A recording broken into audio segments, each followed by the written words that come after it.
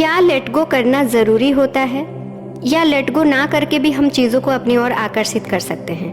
क्या बिना let go किए हम लॉ ऑफ अट्रैक्शन को अप्लाई कर सकते हैं, या फिर लॉ ऑफ एजम्पशन एक ऐसा लॉ है जिसमें हमें लेट गो करने की कोई ज़रूरत नहीं पड़ती? अगर ऐसे कुछ कन्फ्यूज़न, ऐसे कुछ सवाल आपके मन में हैं तो ये वीडियो आप ही के लिए है दोस्तों। इस वीडियो को आप अंत तक देखने के बाद आपको पूरी तरह से ये कॉन्सेप्ट समझ में आ जाएगा कि लेट गो एग्जैक्टली होता क्या है और इसका क्या रोल होता है, इसका क्या अहमियत है हमारे मैनिफेस्टेशन में। सबसे पहले यहाँ देखिए, बहुत लोग हैं जो कि लॉ ऑफ अट्रैक्शन को फॉलो कर रहे हैं और बहुत सारे लोग हैं जो कि बोल रहे हैं कि लॉ ऑफ एजम्पशन जल्दी काम करता है। देखिए, लॉ ऑफ अट्रैक्शन और लॉ ऑफ एजम्पशन दोनों अलग अलग लॉज नहीं हैं। इसके बारे में हम अगले वीडियो ज़रूर लेके आएंगे। अभी तक के लिए आप इतना समझने की कोशिश कीजिए कि ये दोनों ही लॉ एक ही लॉ के बेस पर आधारित है, वो है लॉ ऑफ वाइब्रेशन। चाहे आप लॉ ऑफ अट्रैक्शन की कोई टेक्निक को अप्लाई करें, चाहे आप लॉ ऑफ एज्यूम्शन को अप्लाई करके एज्यूम करें, दोनों ही में आपका गोल होता है कि आप उस वाइब्रेशन तक पहुँचे। ठीक है, तो देखिए, जो लोग अभी लॉ ऑफ अट्रैक्शन को ज़्यादा ध्यान देते हैं, ज़्यादा विश्वास करते हैं, अगर हम उनके हिसाब से देखें तो लॉ ऑफ अट्रैक्शन क्या बोलता है कि आप जो फ्रीक्वेंसी में वाइब्रेट करते हैं, आपकी थॉट जैसी होती है उसी फ्रीक्वेंसी के लोग और सिचुएशन को आप अपनी ओर आकर्षित करते हैं। यानी कि अगर आप कोई भी चीज़ चाहते हैं, जैसे कि मान लीजिए आपको एक जॉब चाहिए, तो आपने जॉब मांग लिया और उसके बाद आपका काम ये होता है कि आप जॉब आने के बाद आपको जैसा फील होगा उस फीलिंग्स को फील करना, यानी कि अलाइनमेंट में आपने ध्यान देते हैं। ठीक है, तो आपको वो जॉब यूनिवर्स देती है, क्योंकि देना यूनिवर्स का काम है। लेकिन जब हम कोई चीज़ मांगते हैं, उसको बार बार मांगते ही रहते हैं, तो ऑटोमेटिकली यूनिवर्स को एक मैसेज जाता है कि वो चीज़ हमारे पास नहीं है।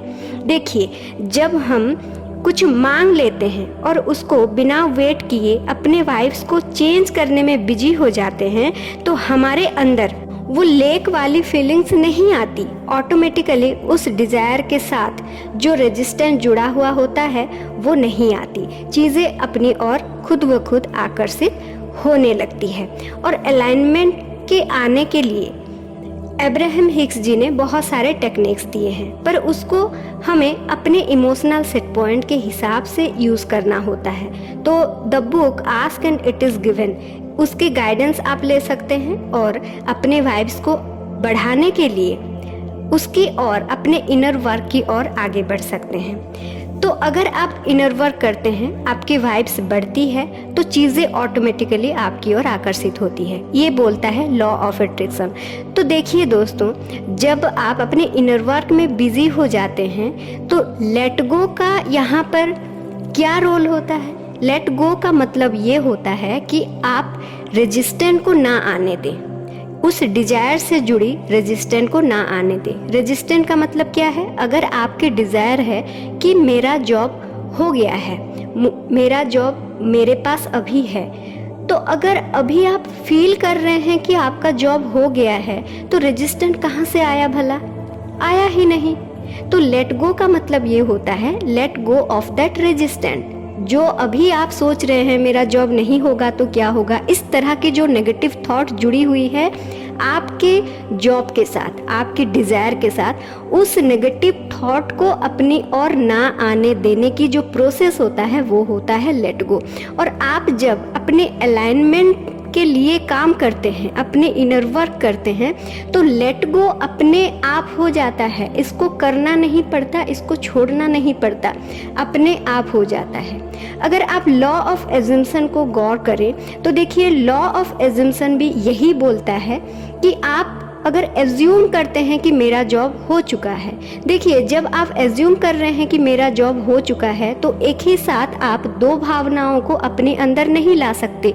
कैसे लाएंगे, मेरा जॉब हो गया है, नहीं भी हुआ है, ऐसे तो नहीं कर सकते ना।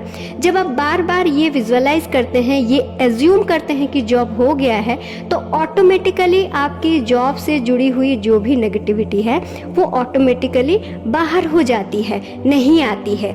इसका कॉन्सेप्ट ये है कि चाहे हम कोई भी लॉ अप्लाई करें, कुछ भी करें, कोई भी टेक्निक अप्लाई करें, सिंपल सी बात ये है कि जब हम उस फ्रीक्वेंसी में वाइब्रेट करने लगते हैं, अपने डिज़ायर को लेके जब हम पॉजिटिव फील करने लगते हैं, हम ये फील करने लगते हैं कि जो चीज़ें हमें चाहिए वो ऑलरेडी हमारे पास है, तो रेजिस्टेंट ऑटोमेटिकली हमसे दूर हो जाती है। इसी प्रोसेस को ही लेट गो बोला जाता है। तो कन्फ्यूजन मत होइए दोस्तों, अपने अंदर मिसकंसेप्शन मत लाइए। लेट गो एक ऑटोमेटिक प्रोसेस होता है जो कि आपके अंदर खुद ब खुद आता है, इसको करने की कुछ ज़रूरत नहीं होती है। ठीक है, आई होप कि आप सबको बहुत अच्छे से समझ में आ गया होगा। अभी आप अपनी एनर्जी को कन्फ्यूजन और मिसकंसेप्शन में बिल्कुल भी मत यूज कीजिए। हमेशा अपनी एनर्जी को अपने इनर वर्क में यूज़ कीजिए। अगर आप अपने वाइब्रेशन को बढ़ाना चाहते हैं तो मुझे लगता है मेरे वीडियोस काफ़ी है, लेकिन फिर भी अगर आपको मेरा पर्सनल हेल्प चाहिए तो मेरे टेलीग्राम चैनल के द्वारा मेरे साथ आप कॉन्टैक्ट कर सकते हैं। तो दोस्तों आज के लिए इतना ही, हम मिलते हैं नेक्स्ट एक वीडियो में और कुछ जानकारी के साथ। Till then bye bye, thank you so much.